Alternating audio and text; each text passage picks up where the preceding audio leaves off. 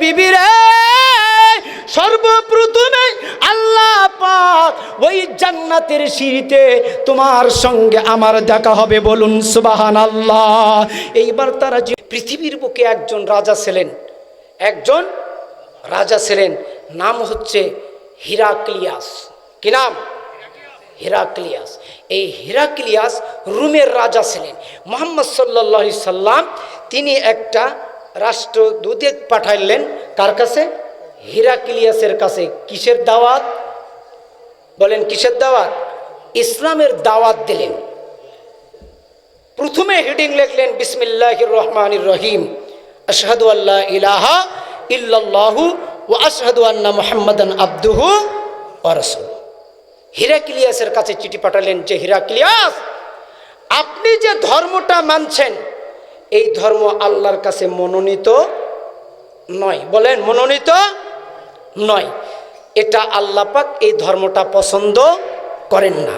তবে আমার কাছে একটি ধর্ম আছে, এই ধর্ম বিষয়ে আমি আপনাকে দাওয়াত দিচ্ছি, এই দাওয়াতটা আপনি মেনে নেন।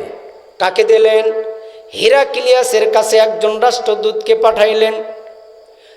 হিরাক্লিয়াসের কাছে রোমান দেশে যখন চলে গেল, যাওয়ার পরে এই চিঠিটা যখন হিরাক্লিয়াস পেল, পাওয়ার সঙ্গে সঙ্গে যেই রাষ্ট্রদূতটা নবী সাল্লাল্লাহু আলাইহি সাল্লাম পাঠাইছিলেন তার কাছ থেকে চিঠিতে যখন তিনি দেখলেন বিসমিল্লাহির রহমানির রহিম, পরম করুণাময় আল্লাহর নামে শুরু করছি, আল্লাহর নাম যখনই দেখেছেন তেনার মাথা বিগতিক খারাপ হয়ে গেছে।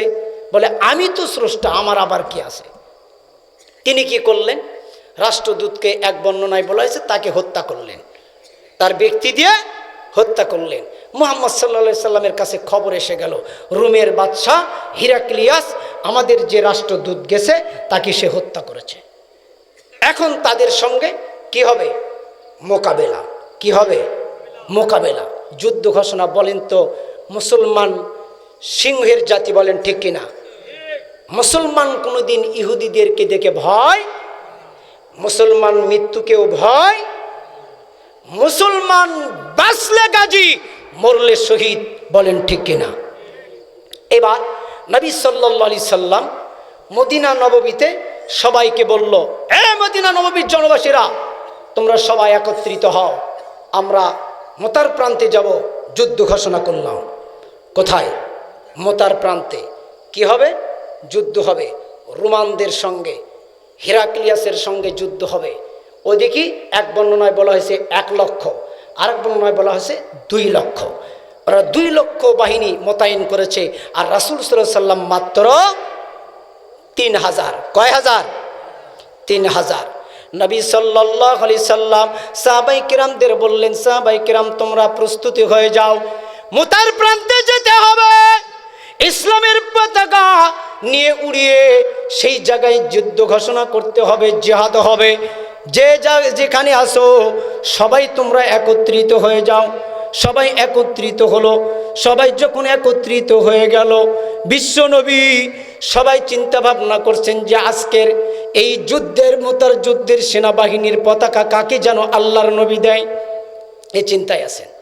সর্বপ্রথমে আল্লাহ পাক আল্লাহর নবী ডাক দিয়ে বললেন, এই মোতার প্রান্তের যুদ্ধে সর্বপ্রথম সেনাপতি আমি ঘোষণা করলাম যায়েদ বিন হারিসা।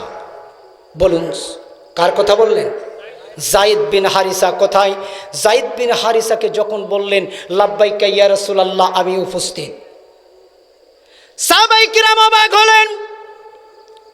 যায়েদ বিন হারিসা কোথায়? যায়েদ বিন হারিসা লাব্বাইকা ইয়া রাসূলুল্লাহ নবীজির কাছে এসে উপস্থিত হয়ে গেলেন। বিশ্বনবী 2 নম্বর সেনাপতি ঘোষণা করলেন, আমার চাচাতো ভাই জাফর বিন আবু তালেব কোথায়? ও জাফর বিন আবু তালেব। বলার সঙ্গে সঙ্গে জাফর বিন আবু তালেব লাব্বাইকা ইয়া রাসূলুল্লাহ, আমি উপস্থিত। জাফর বিন আবু তালেব উপস্থিত হয়ে গেলেন। নবীজি বললেন, যায়েদ যখন কালিমার পতাকা নিয়ে সামনে যাবে, যায়েদ যাওয়ার পরে রোমান সৈন্যরা যদি যায়েদকে যখন শহীদ করে দেবে, ইসলামের পতাকা সঙ্গে সঙ্গে যায়েদ যখন শহীদ হয়ে যাবে, জাফর বিন আবু তালেব তুমি পতাকাটা নেবে, পতাকাটা নিয়ে তুমি সামনে যাবে।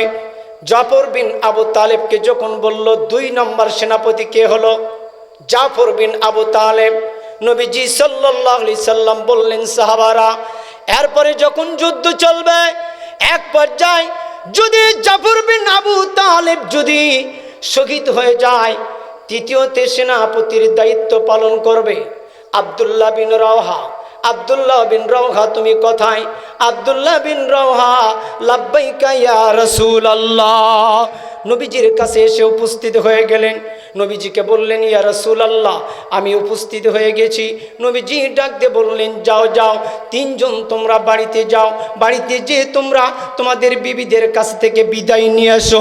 এবার জায়েদ ডাক দিয়ে বললেন, মুহাম্মদ আমি তো আপনার পালক পুত্র, আপনি অর্ডার করেছেন, মা আয়েশা ঘরের মধ্য থেকে শুনেছে, আমি কোথায় যাব, কার কাছে যাব, আমি আর কোথাও যেতে পারবো না, আমি তো রেডি হয়ে আছি। আপনি যখনই আমাকে কালিমার পতাকাটা দেবেন, তখনই আমি সঙ্গে সঙ্গে আমি মুতার প্রান্তে যাওয়ার জন্য প্রস্তুত। বলুন সুবহানাল্লাহ।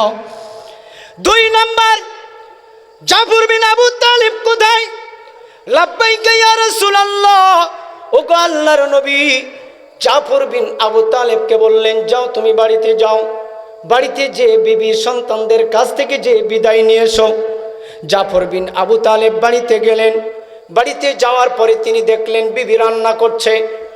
বিবিকে ডাক দিয়ে বলে, বিবি রে, দরজা লক করলেন, ভিতর থেকে আওয়াজ আসলো কে? বলে, আমি জাফর, দরজাটা একটু খোলো।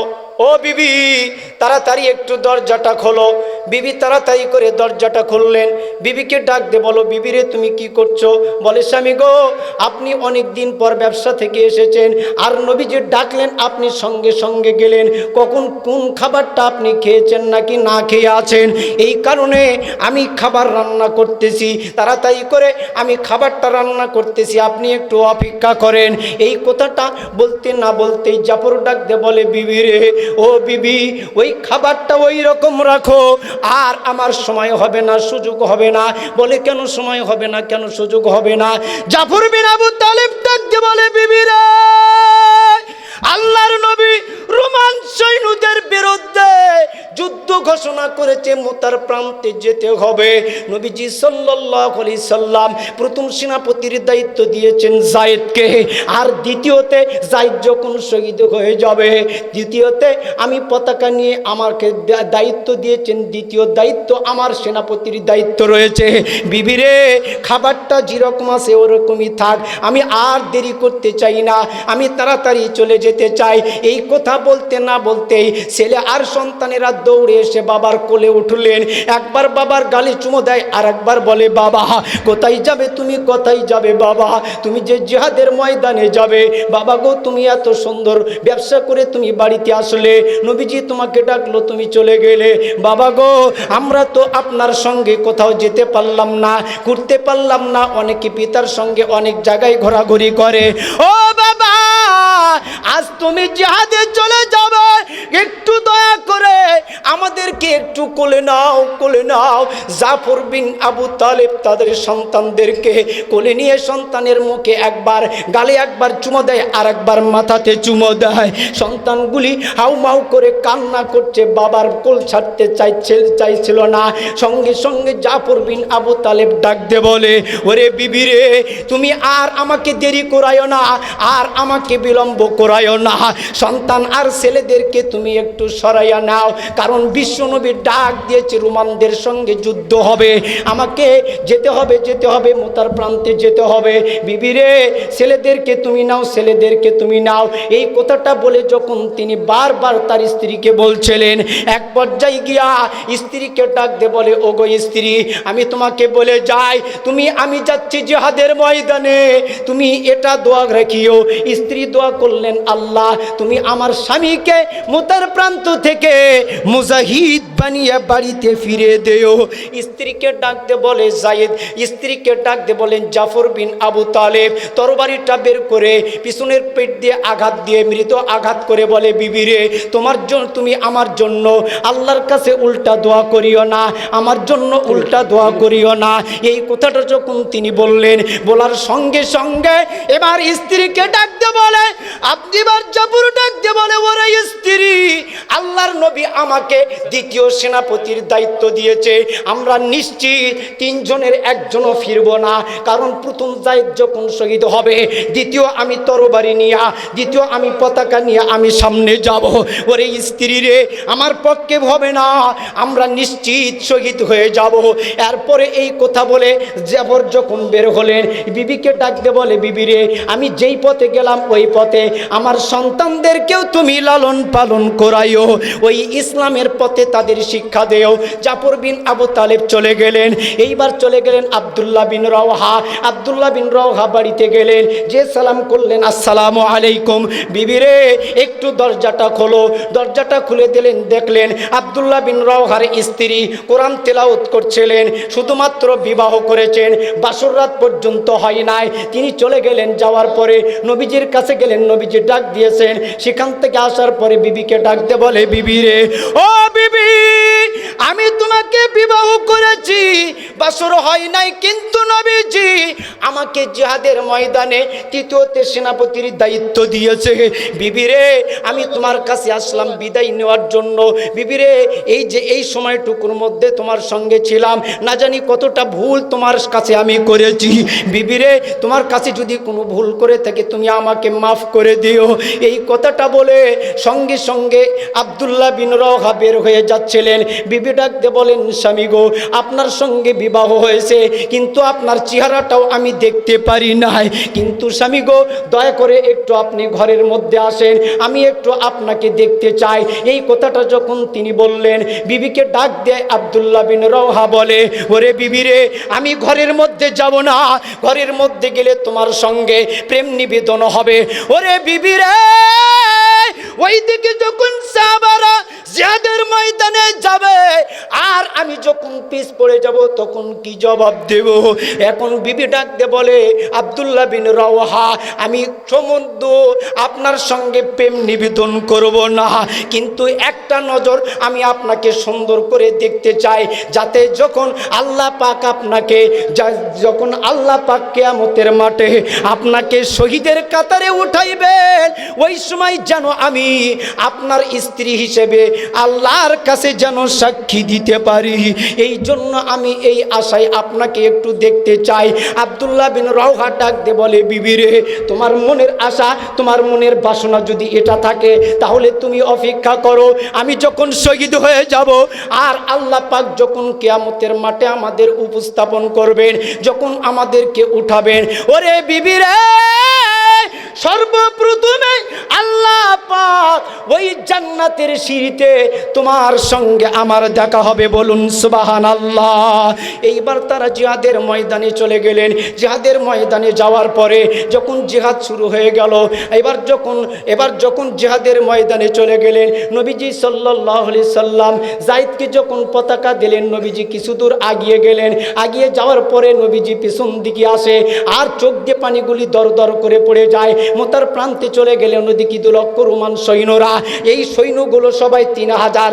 যে সৈন্যগুলো গেল, এই 3000-এর মধ্যে সবাই বলা বলি করলো যে এরা 1 লক্ষ থাকার কথা, সে জায়গায় 2 লক্ষ আছে, একটা চিঠি আকারে নবীজির কাছে প্রেরণ করো, দেখো আমরা জিহাদের দিকে যাব না আমরা এই অবস্থায় থাকব, রাসূলের কাছ থেকে আগে তোমরা শুনে নাও। এই কথাটা যখন তিনি বললেন, বলার সঙ্গে সঙ্গে আব্দুল্লাহ বিন রওহা বলছেন, না না, বিশ্ব নবীজি আমাদের যেতে বলেছে, আমরা জিহাদের ময়দানে যাব। মুসলমান কোনোদিন মানুষের কাছে, কাফেরের কাছে নত হতে পারে না। এমনি করে জিহাদের ময়দানে গেলেন। যাওয়ার পরে যখন যায়েদ যখন পতাকা নিয়ে যখন সামনের দিকে গেলেন, যুদ্ধ শুরু হয়ে গেল। কাফেররা যখন যায়েদকে আঘাত করলেন, আঘাত করার পরে ডান হাতে যখন আঘাত করলেন, তখন যায়েদ কি করলেন, মুখেতে কালিমার পতাকা নিলেন, নেওয়ার পরে বাম হাতে তিনি অস্ত্র চালালেন, আর একটা পর্যায়ে আরেকজন এসে বাম হাত কেটে দিল। দুই বাহুটা যখন কেটে গেল তখন দেখলেন জাফর বিন আবু তালেব দৌড়িয়ে বের হয়ে এসে তিনি কি করলেন, কালিমার পতাকাটা হাতে নিলেন। নেওয়ার পরে তিনি যুদ্ধ শুরু হয়ে গেল। এক নয় দুই নয়, কতগুলো কাফিরকে তিনি জাফর কতগুলো কাফিরকে তিনি শেষ করে দিলেন। একজন কাফের সামনের দিক থেকে এসে জাফরের ডান হাতে যখন মারলো, ডান হাত যখন কেটে পড়ে গেল তখন তিনি কি করলেন, মুখে কালিমার সাদা পতাকাটা নিলেন আর বাম হাতে তরবারি দিয়ে একের পরে এক যুদ্ধ শুরু করে দিলেন। এক পর্যায়ে যখন জাফরকে এই হাতটাতে আঘাত করবে তার পূর্বেই জাফর বুঝতে পারলেন আমার যে ঘোড়াটা আছে এই ঘোড়াটা দিয়া তারা যুদ্ধ করবে, মুসলমানদের প্রতি আঘাত করবে।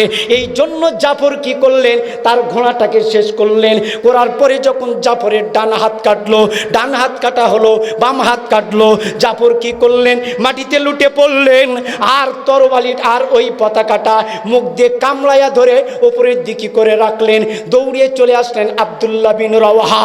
আব্দুল্লাহ বিন রওয়াহা চলে আসলেন, আসার পরে পতাকাটা হাতে নিলেন, আবার তিনি যুদ্ধ শুরু করলেন। চলতে চলতে আব্দুল্লাহ বিন রওয়াহাকে আঘাত করলো, একটা নয় দুটা নয়। আব্দুল্লাহ বিন রওয়াহা থেকে ডান হাত কাটলেন, এরপরে বাম হাত কাটলেন, পায়ের পা পর্যন্ত কাটলেন।